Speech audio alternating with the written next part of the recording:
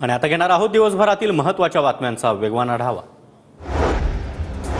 शिखर बँक घोटाळा प्रकरणाची एसआयटी चौकशी करा, मूळ तक्रारदारांची हायकोर्टामध्ये धाव, अजित पवार यांच्या अडचणीमध्ये वाढ होण्याची शक्यता। अडचणीमध्ये वाढ होऊ नये म्हणूनच अजित पवार त्यांच्या गटात गेले, तिकडे त्यांचं सरकार आहे त्यामुळे अजितदादांना मदत होणार। माजी मंत्री अनिल देशमुख यांची अजित पवारांवर टीका।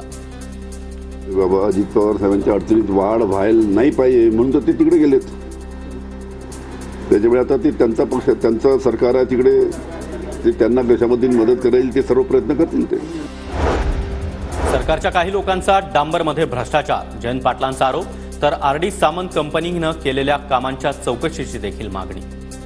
आता एक नवीन घोटाळा अध्यक्षमध्ये या सरकारने केलेला आहे, या सरकारच्या काळात झालेला आहे, आणि तो म्हणजे डांबर घोटाळा।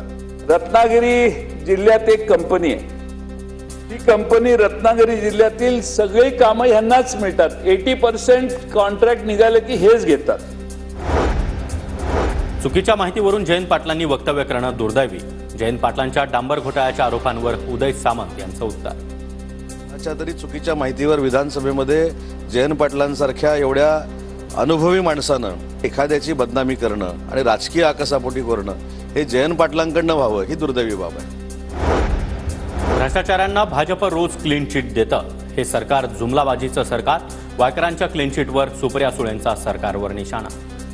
हे बाद सरकार आहे, त्याच्यामुळे भ्रष्ट जुमला पार्टीचं हे सरकार आहे, भ्रष्टाचाराच्या रोज क्लीन चिट्स देतात। मुख्यमंत्री म्हणून हरभऱ्याच्या झाडावर चढवू नका, चंद्रपुरातील एका सत्काराच्या कार्यक्रमामध्ये विजय वडेट्टीवार यांच्या कार्यकर्त्यांना सूचना। काय झालं मुख्यमंत्री म्हणून चढवू नका हरभऱ्याच्या झाडावर, काय माझेच काय नव्हती, जेवढं आपलं जमान तेवढं लोक काय ठरवतील ते ठरवतील। खासदार निलेश लंके यांच्या आंदोलनाचा आजचा तिसरा दिवस, निलेश लंके यांच्या नेतृत्वामध्ये शहरातून ट्रॅक्टर रॅली, कांदा आणि दुधाला भाव देण्याच्या मागणीसाठी आंदोलन। निलेश लंके यांच्या पत्नी राणी लंके यांचा देखील आंदोलनामध्ये सहभाग, ट्रॅक्टर चालवत राणी लंके आंदोलनामध्ये सहभाग। इस्लामपूर न्यायालयाकडून राज ठाकरेंना दिलासा, सांगलीच्या शिराळ्यामधील गुन्ह्यामधून राज ठाकरेंची दोषमुक्तता, 2008 साली मनसेनं केलेल्या आंदोलनाचा गुन्हा दाखल झाला होता।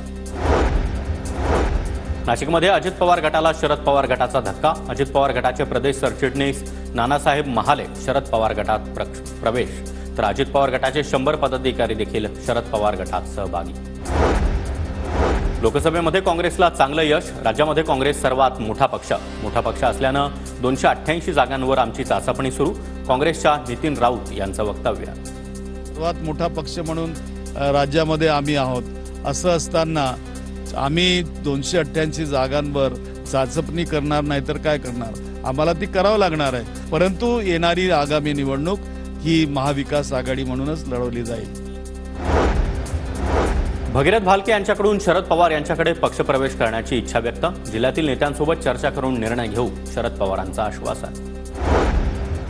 वीज कंपनीमधील अधिकारी आणि कर्मचाऱ्यांच्या वेतनामध्ये वाढ, मूळ वेतनामध्ये 19% तर सर्व भत्त्यांमध्ये 25% वाढ, वीज कंपनीचे अधिकारी आणि देवेंद्र फडणवीसांच्या बैठकीत निर्णय।